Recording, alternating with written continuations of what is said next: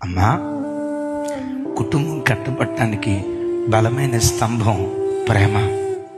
బలమైన స్తంభం ప్రేమ. నీ ఇల్లు చక్కగా కట్టబడాలంటే 2 రోజులకోసారో 3 రోజులకోసారో పిల్లల దగ్గర కూర్చోబెట్టుకొని ప్రేమగా మాట్లాడు. భార్యను దగ్గర కూర్చోబెట్టుకొని ప్రేమగా మాట్లాడు.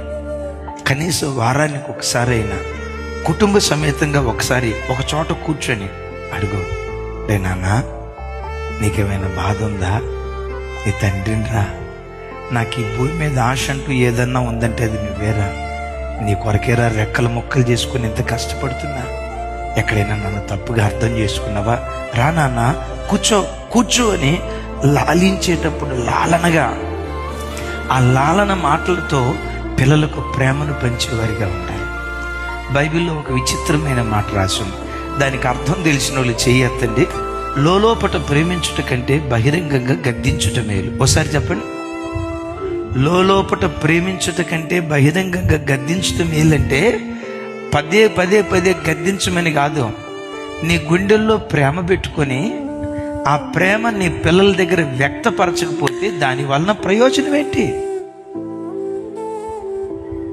Express your love.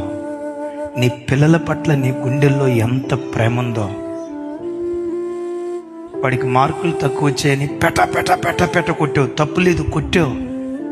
కొట్టిన తర్వాత వాడు స్కూల్కి వెళ్ళాడు, నువ్వు డ్యూటీకి వెళ్ళావు. డ్యూటీకి వెళ్తా ఈరోజు ఆయన భలే బ్రహ్మాండంగా కొట్టా, ఇంకా ఉతకాల్సింది అసలు అని అనుకుంటావా? నా బిడ్డను కొట్టేనే. వాడు ఎంత ఏడుస్తూ ఉంటాడో, వాడు ఎంత అల్లాడిపోతూ ఉంటాడో. ఒకవేళ సైతానగాడు వాడిలో చొరబడి ఇంటికొద్దు ఎటొకటి వెళ్ళిపోదామని సైతానగాడు వాడు ఏమన్నా రేపు ఉంటాడేమో, నా బిడ్డను మరీ అంతగా కొట్టకుండా ఉండాల్సింది అని 2-3 దెబ్బలేసి ఒక తండ్రిగా దినమంతా ఏడుస్తావు కదా. అప్పుడు సాయంత్రం పిల్లల దగ్గరికి వచ్చినప్పుడు కూర్చోబెట్టి, రే, నేను కొట్టాగానే నేను ఎంత బాధపడ్డాను తెలుసా నాన్న. నేను కొట్టే ప్రతి దెబ్బ నీకు క్రమశిక్షణ నేర్పడానికే కానీ కోపం తీర్చుకోవటానికి కాదురా. నువ్వు కాక నాకెవరున్నారు? ఆ గుండెల్లో ఉన్న ప్రేమను పిల్లలకు పంచు. నీ పిల్లలు ఇంకెవ్వరిని ప్రేమించరు, నిన్ను నీ కుటుంబాన్ని ప్రేమిస్తారు.